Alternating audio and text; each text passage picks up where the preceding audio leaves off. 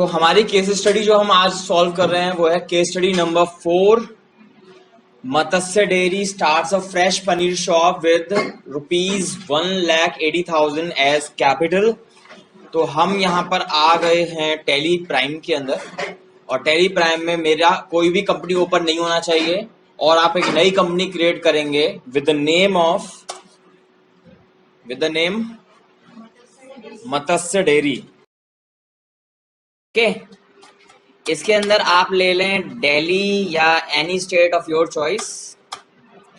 Control ए press करके हमने इसको करवा दिया है एक्सेप्ट, और यहाँ पर मेरे पास विंडो खुलकर आती है F11 फीचर्स की। इधर मेरे को ज़्यादा कुछ भी नहीं करना है, बस ये जीएसटी वाला फीचर, क्योंकि अभी मेरी केस स्टडी बेसिक चल रही है, जीएसटी का कोई भी काम हम नहीं कर रहे हैं। इस वाले ऑप्शन को कर लीजिए नो, और कंट्रोल ए करके विंडो को करवा दिया मैंने एक्सेप्ट। अब जैसा कि मैंने आपको बताया है, लेजर को लेजर के अंदर आगे क्रिएट करना वो हो गया हमारे लिए बच्चों वाला खेल। तो हम क्या कर रहे हैं, अब वाउचर के अंदर डायरेक्ट क्रिएट करेंगे। ठीक है, वाउचर में आ जाओ, और सबसे पहली ट्रांजैक्शन जो कैपिटल की है वो कहाँ होती है, रिसीट वाउचर में। रिसीट वाउचर ओपन करो सबसे पहले, लेजर उसके बाद सोचना। सबसे पहले एंट्री को माइंड में सोचा हमने, क्या एंट्री हम कर रहे हैं, उसके बाद में डिसाइड कर रहे हैं माइंड में ही कि कौन सा वाउचर हमें लेना है। तो मैंने F6 प्रेस किया, रिसीट वाउचर में कैपिटल एंट्री होती है, और क्रेडिट में बनाता हूं मैं कैपिटल का लेजर। तो ऑल्ट C करके या फिर क्रिएट वाले ऑप्शन को सिलेक्ट करके मैं बना लेता हूं एक कैपिटल अकाउंट का लेजर। ओके, करवा दिए एक्सेप्ट, और अमाउंट कितना है मेरा, 1,80,000। और किस में इन्वेस्ट कर रहे हैं, कैश मोड में। नरेशन डालना चाहें आप डाल सकते हैं, और इसको करवा दीजिए accept. Next transaction is he borrows 20,000 from his father in law, ससुर जी से। कोई भी रिश्तेदार हो, काम आना चाहिए। ससुर जी से 20,000 रुपए की डिमांड रख दी, भैया हेल्प कर दो जरा, बिजनेस में रिक्वायरमेंट है। 1,80 है मेरे पास, लेकिन 2 लाख की रिक्वायरमेंट है, तो 20,000 की हेल्प आप कर दो। ठीक है ना। तो मैंने क्या करा यहाँ पर, अब रिसीव हो रहा है अगेन, क्रेडिट ऊपर है, ऑल्ट C करके या क्रेडिट वाले और क्रिएट के ऑप्शन पे जाके मैंने क्या बना लिया, ससुर जी capital account, father in law loan account. ठीक है,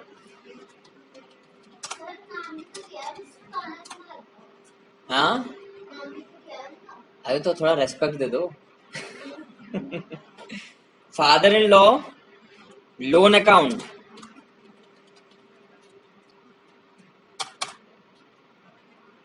और ये हम डाल रहे हैं किसमें, अनसिक्योर्ड लोन और लोन्स एंड लाइबिलिटी। ठीक है, तो हम अभी सिंपली डाल देते हैं लोन्स एंड लाइबिलिटी, क्योंकि एक लोन है, ना मांगे तब भी देंगे। कितना अमाउंट है, 20,000, और उन्होंने क्या दिया है, कैश। हो गया मेरा कैश पूरा, और कैपिटल 2 लाख रुपए से। देखिए नीचे कैश कितना आ रहा है 2 लाख रुपए। और जब मैं बैलेंस शीट ओपन करूंगा तो इफेक्ट क्या आएगा, father in law loan account and capital में 1,80। तो मैं बैलेंस शीट से पता लगा सकता हूं मेरे पास लोन कितना चढ़ा हुआ है, और कैश मेरे पास 2 लाख रुपए का दिखा रहा है। नेक्स्ट ट्रांजेक्शन पे चलते हैं, यहां तक समझ में आ गया। Next transaction is he opens a current account with Punjab national bank and deposit 50,000 रुपए। 2 लाख रुपए का कैश है मेरे पास, उसमें से 50,000 रुपए मैंने PNB का करंट अकाउंट खुलवाकर उसमें डिपॉजिट कर दिया है। तो क्या करने जा रहा हूं मैं अब, Contra entry F4। Okay, credit में कैश कम हो जाएगा 50,000 रुपए से, और PNB current account under bank account.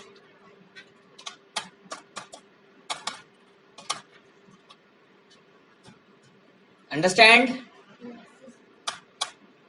Denomination वगैरह जो भी है आप डाल सकते हैं, ना डालना हो तो स्किप करवा दें। और एक्सेप्ट करवा दें इस वाली एंट्री को भी। 3 ट्रांजेक्शन मेरी हो चुकी हैं आउट ऑफ 15।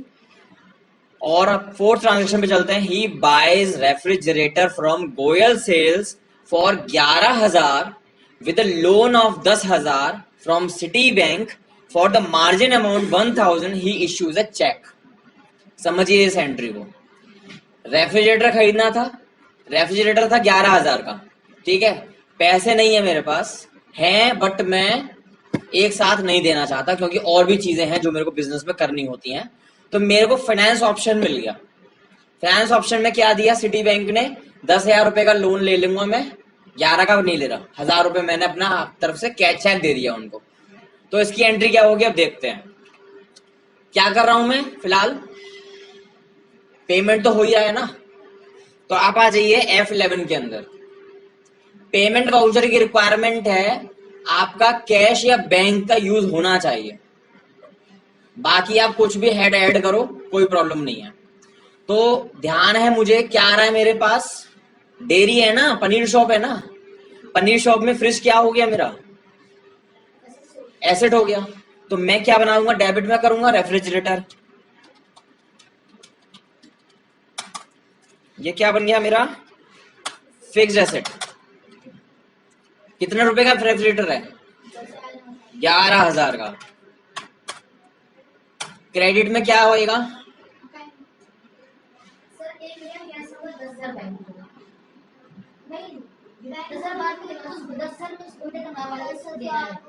बंदे का नाम नहीं आएगा, सिटी बैंक है ना, तो city bank loan account credit में।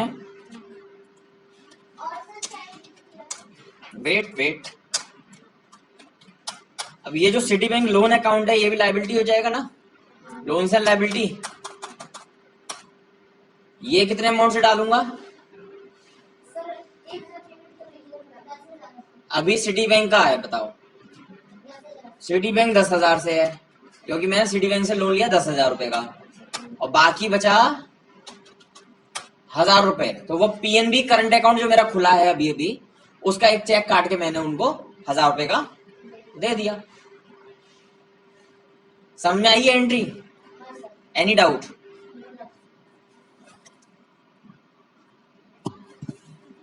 ठीक है ना, तो मैंने इसको भी करवा दिया है एक्सेप्ट।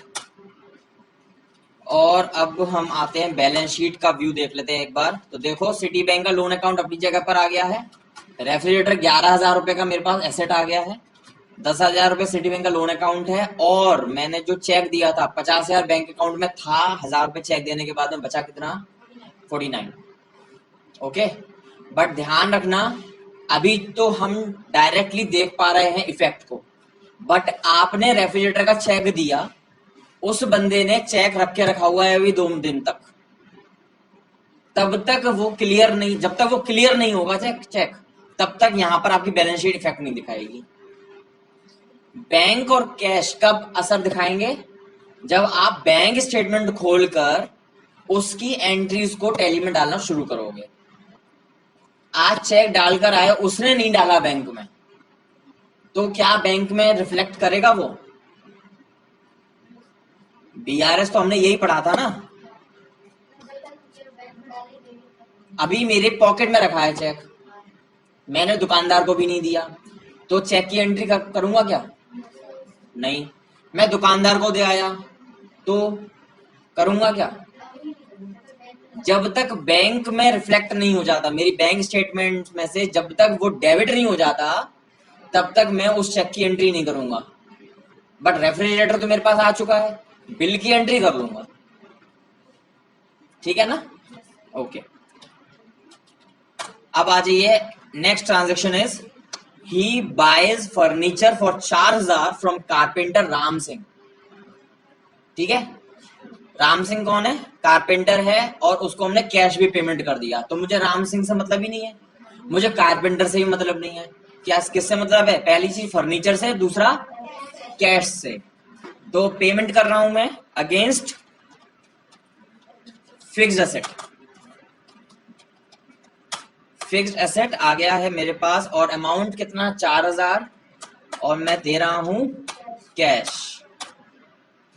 एनी प्रॉब्लम अब तक, किसी भी ट्रांजैक्शन में। Next is weighing machine, electronic कांटा रखते हैं, पनीर तोल के देना पड़ेगा, तो ये भी क्या होगा, फिक्स्ड एसेट होगा। He buys weighing machine 2000 from Kirloskar and issues a check for it। अब किर्लोस्कर से खरीदा, मुझे कोई मतलब नहीं है किर्लोस्कर से खरीदा, किसी से खरीदा, पेमेंट मैंने डायरेक्ट कर दी है, तो मैंने क्या करना है अब, ऑल्ट सी करिए एंड लेजर वेइंग मशीन, ठीक है ना। तो हमारा ये क्या हो गया, weighing machine, fixed asset, amount is 2000 rupees, और मैंने क्या दिया इसको, चेक, पीएनबी करंट अकाउंट से। नेक्स्ट इज 7th के 2 पार्ट है, पहला परचेज का, दूसरा सेल्स का। नाउ अब कल वाली केस स्टडी में क्या था, मेरे पास यूनिट नहीं थी, क्वांटिटी नहीं थी, अब मेरे पास क्वांटिटी भी है, यूनिट भी है, और टोटल अमाउंट है, रेट नहीं पता, कोई मतलब नहीं है। अगर मुझे 690 किलो दे रखा है क्वांटिटी और वैल्यू दे रखे टोटल, तो मैं पर यूनिट रेट निकाल सकता हूं, कितना आएगा, 100 रुपए किलो, 100 रुपए किलो। देखो देखो 690 किलो है, टोटल आया 69,000 रुपीज, तो 100 रुपए किलो पनीर बैठ रहा है, ठीक है। चलिए एंट्री करते हैं इसकी, कैसे करेंगे। आप आ जाइए F9 में, अभी जो मोड आपको दिख रहा है ये आपको दिखा रहा है पर्टिकुलर्स, यानी कि अकाउंटिंग इनवॉइस है ये, और अगर मुझे मोड चेंज करना हो तो कंट्रोल H, किस में आ जाऊंगा, आइटम इनवॉइस, क्योंकि अब मेरे पास आइटम का नाम भी है, क्वांटिटी भी है, यूनिट भी है और वैल्यू भी है, तो मैं कर सकता हूं आराम से आइटम इनवॉइस में।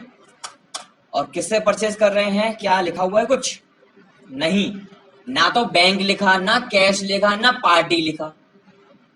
पार्टी लिखा होता तो उधार मानते, उधार नहीं है। बैंक लिखा होता या चेक लिखा होता तो मानते कि हाँ भी बैंक की ट्रांजैक्शन होगी। जब दोनों ही नहीं है तो मान के चलेंगे कि कैश ट्रांजैक्शन होगी, ठीक है। तो मैं यहां पे ले लूंगा कैश, परचेज का एक लेजर बना लीजिए,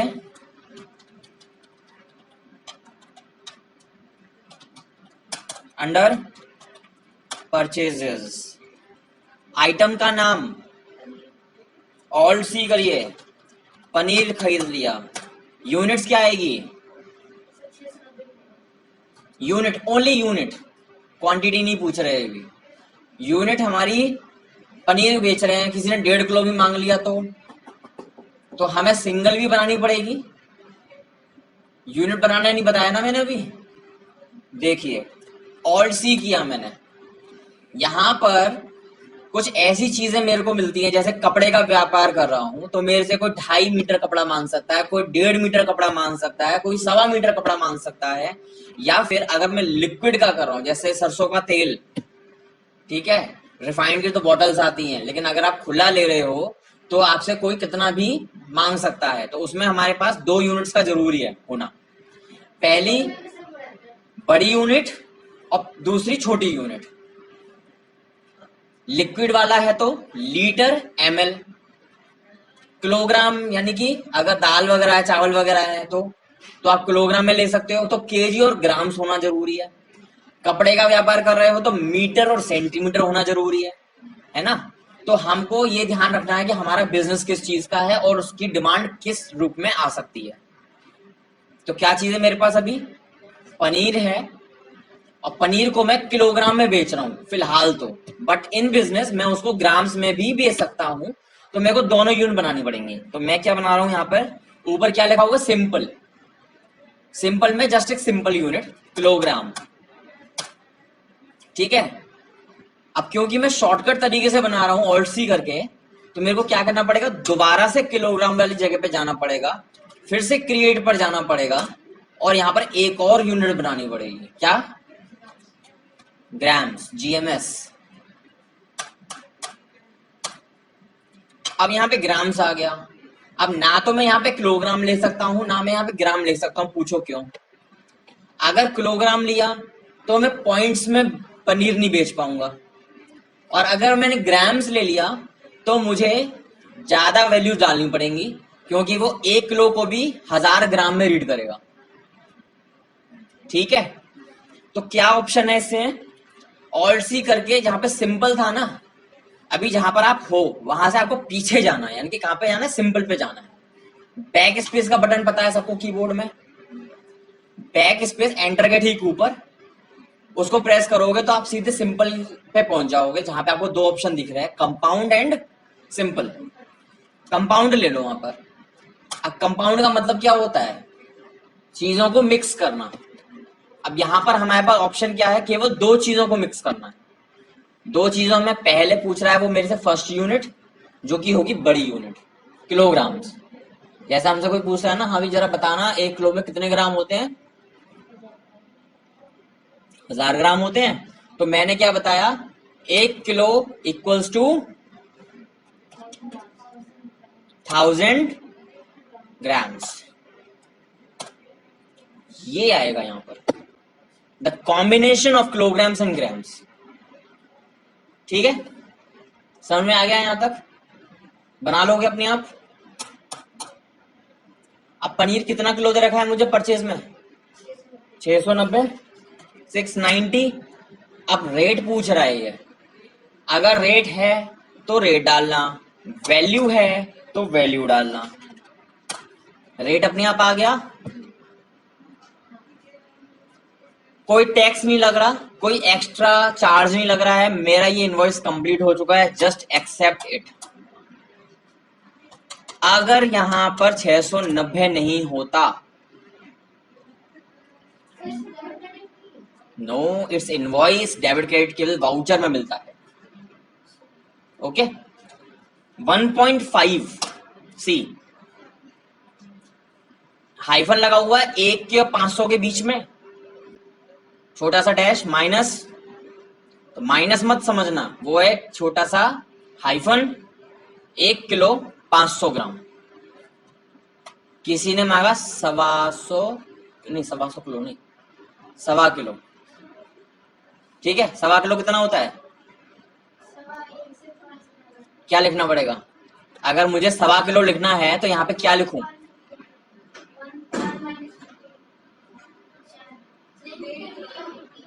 सवा 1.5 किलो तो ये लिखा हुआ है। नो, 250 पाव बोलते हैं। हाँ हाँ उसको। अच्छा एक बात बताओ, 1:15 हो रहे हैं, क्या बोलते हो? सवा बज रहा है। 1:15 नहीं बोला जाता, उसको सवा बोला जाता है। सवा इज अ वर्ड जिसमें आपको 1 नहीं बोलना। सवा का मतलब ही है 1 घंटा 15 मिनट। सवा बज रहा है या 1.25 किलो है, तो आप क्या करेंगे? 100 को 4th पार्ट में डिवाइड कर देंगे तो आएगा 250। हाँ, 1000 के केस में 4 से डिवाइड करोगे तो क्या आएगा? 250।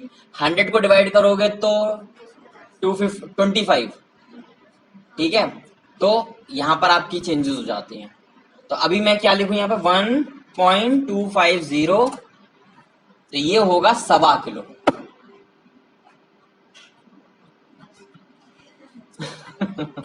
सवा मीटर कपड़ा, क्या लिखोगे?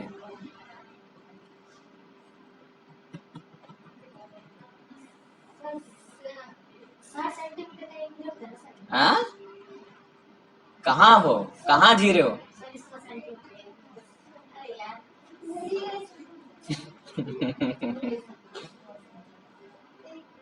एक क्विंटल में कितना केजी होता है?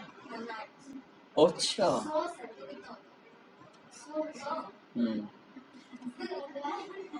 टन्स,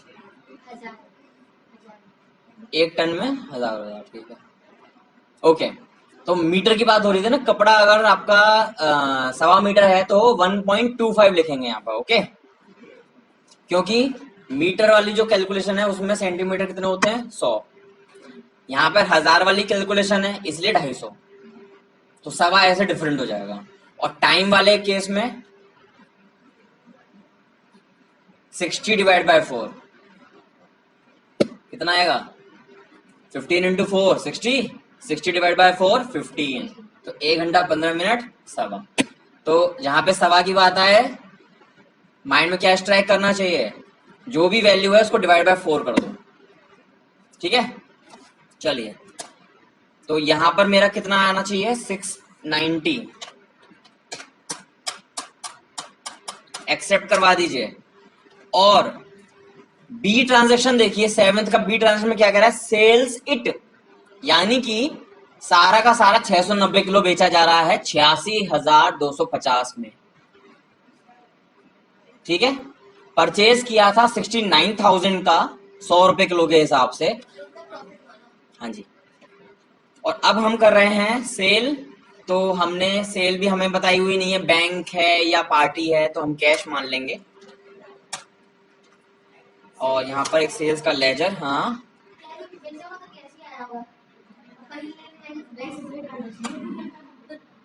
यूपीआई नहीं करते क्या, UPI is your bank transaction, UPI includes all the portals, phone पे, पेटीएम, अमेजन, गूगल पे, सारी चीज यूपीआई कहलाती है। तो हमने यहाँ पर इसको डाला सेल्स के अंदर, और name of item is paneer, कितना बेच रहा हूं, पूरा पूरा। ओके, रेट पता नहीं है, बट कितना वैल्यू बेचा है वो पता है, कितना है 86,250। 1 किलो पे 25 रुपए का फायदा। ठीक है, तो प्रॉफिट निकाल लेंगे अपना, ग्रॉस प्रॉफिट में पता लग जाएगा कितना था, 690 इंटू 25 कर देना, वो आपका ग्रॉस प्रॉफिट आ रहा हो। जरा करना करना करना, अरे करके देखो यार, यू हैव मोबाइल्स ऑल्सो। ये तो हमें भी पता है, कंपनी में जाओगे तो अपने माइंड से तो कैलकुलेशन नहीं करने वाले हो। क्या नहीं समझ में आया, इसमें क्या दिक्कत है। हाँ, 690 इंटू 25, 17,250। ठीक है, मुस्कान अभी बताता हूँ इसमें दोबारा आकर। ठीक है, कितना आ रहा है, ठीक है। हाँ जी मुस्कान, अब बताओ क्या समझ में नहीं आया इसमें। 7th के बी में हम क्या कर रहे हैं, सेल कर रहे हैं, कैश सेल्स कर रहे हैं, और उसने हमें क्वांटिटी नहीं बताई है, और लिखा हुआ है सेल्स इट फॉर 86,250, यानी कि हम ये एज्यूम करके चल रहे हैं कि उसने जितनी क्वांटिटी खरीदी थी वो सारी क्वांटिटी बेच रहा है। यहाँ पे मैंने कैश लिया, कोई दिक्कत, ऊपर कैश लिया, कोई दिक्कत तो नहीं है इसमें। सेल्स लिया क्योंकि सेल कर रहे हैं, पनीर लिया क्योंकि पनीर बेच रहे हैं, क्वांटिटी 690 है मेरे पास तो 690 बेच रहे हैं। 125 मेरे पास नहीं था, बताया हुआ नहीं था 125 पे बेच रहा हूँ, बट ये बताया हुआ था। तो डायरेक्टली जैसे मैंने परचेज में 69,000 डाला था, वैसे ही सेल्स में मैंने 86,250 डाल दिया। उसने ये 125 खुद ब खुद कैलकुलेट करके मुझे दिया है कि आपका पर किलो रेट क्या आएगा। ठीक है, और उसको मैंने एक्सेप्ट करवा दिया था। किसी को कोई दिक्कत यहां तक। Next, he pays 800 for electricity by cheque. अब कुछ भी नहीं, एक्सपेंसेस हैं, पेमेंट कर रहे हैं इलेक्ट्रिसिटी का। आप आ जाइए क्रिएट में, इलेक्ट्रिसिटी चार्जेस या एक्सपेंसेस, अंडर इनडायरेक्ट एक्सपेंसेस कितना है 800। चेक दे रहे हैं, चेक किसका देंगे, PNB. Okay, next, page 1500 to Vincent a helper as salary in cheque. Salary दी है विंसेंट को, तो हमें सैलरी ध्यान रखनी है, विंसेंट ध्यान रखना है, सैलरी। तो एक्सपेंस क्या बुक करेंगे हम, create salary ledger under indirect expenses, amount is 1500, cheque से PNB current account. Okay okay, next, he withdrew 10,000 from the bank. Bank से 10,000 रुपीज विड्रॉ किया, amount will be entry will be in contra, withdraw 10,000 from bank, तो हमारा bank कम हो जाएगा and कितने से 10,000 से, और हमारे पास क्या आ गया cash. Accept. Next, he issues a check for 2200 in favor of Citibank of which 2000 is installment and 200 is interest on loan। अब मैंने ध्यान रखना वो सिटी बैंक से लोन लिया था रेफ्रिजरेटर खरीदने के लिए 10,000 का, ठीक है। उस सिटी बैंक के लोन अकाउंट को चुकाने का नंबर आ गया और मैं कितना पैसा दे रहा हूं उसको 2200 रुपए, ठीक है। तो 2200 रुपए में पहला तो है इंस्टॉलमेंट 2000 का और 200 रुपए का क्या दे रहा हूं मैं इंटरेस्ट दे रहा हूं, तो इसकी एंट्री भी कंपाउंड एंट्री होगी सी। पेमेंट, जब मैंने सिटी बैंक लोन अकाउंट लिया था तब मैंने उसको क्या हेड में डाला था, डेबिट किया था या क्रेडिट किया था? जब मैं लोन ले रहा था उसको मैंने डेबिट में लिखा था या क्रेडिट में लिखा था? क्रेडिट में लिखा था।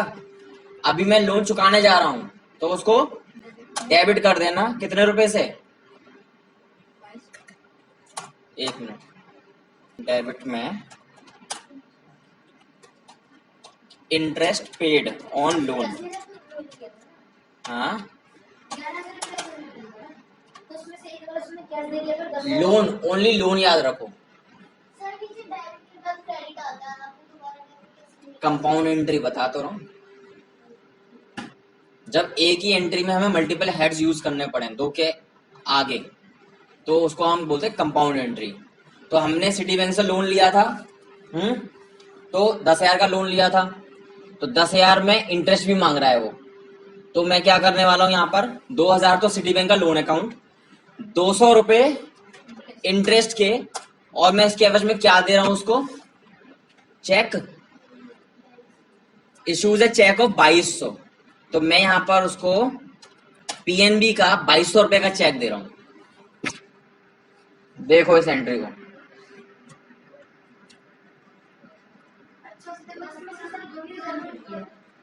हाँ जी, 10,000 में से 2,000 रुपए का लोन, 200 रुपए का उस लोन पर इंटरेस्ट, और वो पूरा अमाउंट कैसे जा रहा है मोड चेक से।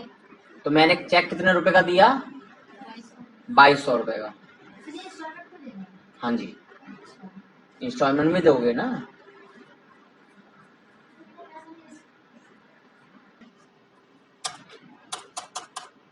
तो ये एंट्री मेरी हो गई, एक्सेप्ट करा दें। नेक्स्ट में आ जाइए, 12th एंट्री है, he issues a cheque for 2000 to Narayanan towards rent. Rent भी हमने चेक से पेमेंट कर दी है 2000 का, तो रेंट का लेजर, इनडायरेक्ट एक्सपेंस 2000, बैंक का cheque PNB current account. Okay, simple है ये तो।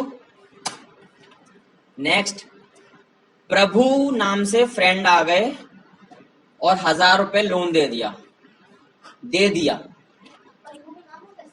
हाँ हाँ होता है, भगवान सिंह नाम नहीं होता?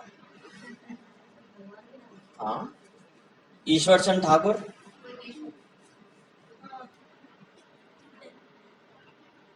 ही gives a loan of 1000 to Prabhu, तो लोन दिया है, पेमेंट में आ जाइए, लेजर बना लीजिए,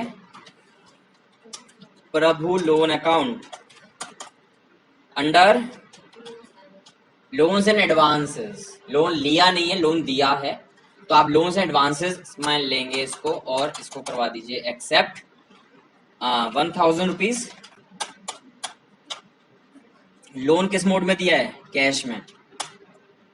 ओके, नेक्स्ट इज डोनेशन दे दिया साई ऑर्फनेज इन कैश। कल मैं बता चुका हूं ना इसका डिटेल, तो साई ऑर्फनेज को मैंने डोनेशन दिया, तो ऑर्फनेज जितने भी हैं, वृद्धाश्रम जितने भी हैं, उन सब में क्या है वो सब रजिस्टर्ड होते हैं, ठीक है। तो आप जब भी उसमें डोनेशन दोगे तो आपको रसीद मिलेगी। पेमेंट ऑल्ट सी करके लेजर बना लो, डोनेशन का अंडर इनडायरेक्ट एक्सपेंसेस 100 रुपए, हाँ श्रद्धा होती है अपनी अपनी। उसने फ्रिज खरीदने के लिए भी लोन लिया है, उसने 20,000 अपने पापा से लिए हैं, मतलब पापा जी से। तो सोच सकते हैं ना 100 रुपए कितनी मुश्किल से निकाले होंगे उसने। हाँ, मैं वही तो कह रहा हूँ, पापा जी, पापा अपने, पापा जी ससुर जी। ओके, अब उसने वाइफ को 2,000 रुपए कैश दिया, ठीक है, हाउस होल्ड एक्सपेंसेस के लिए। तो हाउस होल्ड एक्सपेंस हमें पता ही किस में जाते हैं, लेजर बना लो, drawings under capital account, amount is 2,000 cash में, एक्सेप्ट। ठीक है, सारी ट्रांजैक्शन हो गई। अब देख लीजिए बैलेंस शीट का स्टेटस। वाओ, ये बिजनेस प्रॉफिट में था 12,650। 17,000 का बिजनेस हमने कर लिया था, 17,250 का बिजनेस हमने कर लिया था सारे एक्सपेंसेस करने से पहले। और हमने एक्सपेंसेस क्या क्या कर दिए, 100 रुपए डोनेशन, इलेक्ट्रिसिटी चार्जेस 800 रुपए, इंटरेस्ट पेड ऑन लोन 200 रुपए, रेंट 2,000, सैलरी 1,500। ये सारे एक्सपेंसेस करने के बाद में मेरे टोटल एक्सपेंस हुए 4,600 रुपए, और माइनस करके मेरा जो नेट प्रॉफिट है अभी 12,650। बिजनेस अभी अभी शुरू किया, पनीर का प्रॉफिट मिल गया। महीने का नहीं है ये दिन का भी हो सकता है, ये दिन का भी हो सकता है कि आज मैंने केवल पनीर की दुकान चला रहा हूं भाई,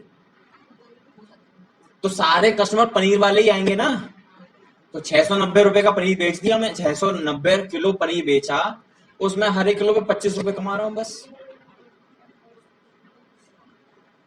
ठीक है, अब अगर मान लो मेरे गांव में डेयरी है, ठीक है, डेयरी में मेरी अपनी भैंसें अपनी गाय हैं, दूध भी अपना, पनीर निकाला और पनीर को शहर में लाकर बेच रहा हूं, तो इस प्रॉफिट एंड लॉस में क्या चेंजेस आएंगे?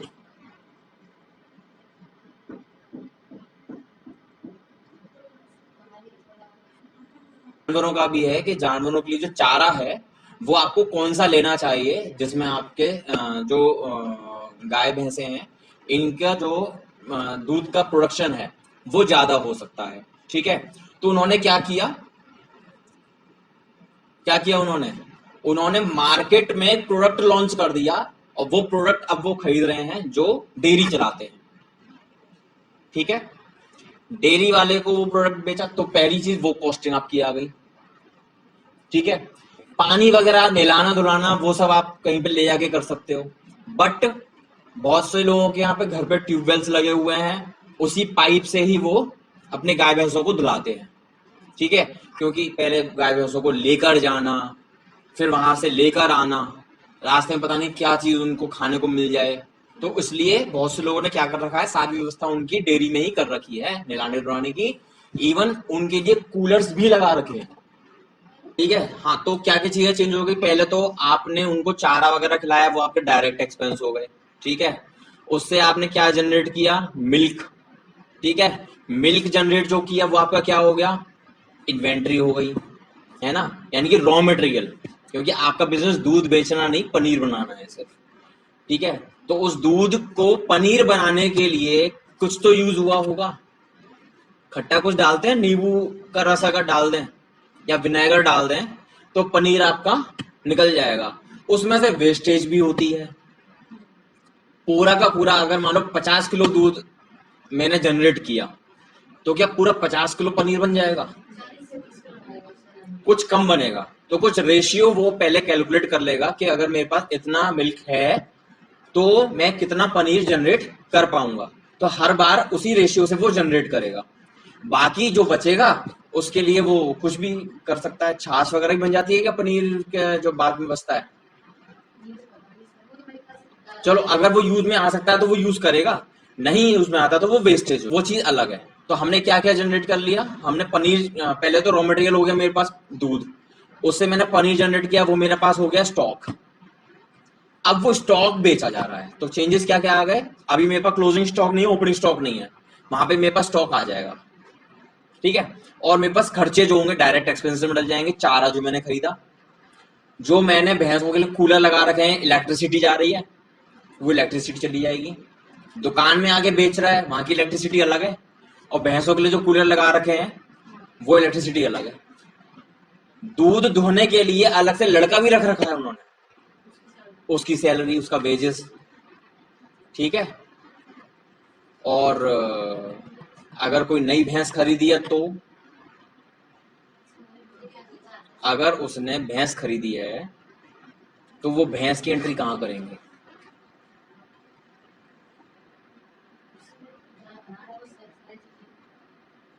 भैंस क्या है, उसका पनीर कहां से निकल पा रहा है? भैंसों की वजह से तो निकल पा रहा है। फिक्स्ड एसेट, जी हाँ, इसको बोलते हैं लाइव स्टॉक, जिंदा स्टॉक, सुना है? लाइव स्टॉक, भेड़ बकरियां, गायें, मुर्गा पालन, पोल्ट्री फार्म्स, हाँ, क्योंकि वो तो मुर्गा बेच ही रहा है, उसको मुर्गा ही है सब। तो मुर्गा इन्वेंट्री है उसकी। मतलब कि वो मुर्गा खरीद के मुर्गा बेच रहे हैं तो इन्वेंट्री इज मुर्गा, बट मुर्गा खरीद के चिकन बेच रहे हैं या अंडे बेच रहे हैं, अरे सर वो मुर्गा मुर्गा ही खरीद रहा है, मुर्गा ही बेच रहा है। अच्छा हाँ, तो ठीक है, इन्वेंट्री मुर्गा हो जाएगी। ओपनिंग स्टॉक में कितने मुर्गे हैं, क्लोजिंग स्टॉक में कितने मुर्गे बचे हैं, चिकन अंडे बेच रहा है तो कन्वर्ट हो जाएगा। मुर्गा is your asset, egg is your inventory, chicken is your inventory, क्योंकि आपका जो रेवेन्यू जनरेट हो रहा है वो किससे हो रहा है? मुर्गे से तो नहीं हो रहा, एग से हो रहा है ना। तो डायरेक्ट और इनडायरेक्ट देखना है। डायरेक्टली क्या चीज यूज हो रही है? Egg and chicken. इनडायरेक्टली क्या हम यूज कर रहे हैं? मुर्गा। वही मशीन वाली कहानी आ गई ना, टेलर वाली। इस केस स्टडी में किसी को कोई प्रॉब्लम यहां तक? यहां तक कि अब तो पूरी हो चुकी है ये,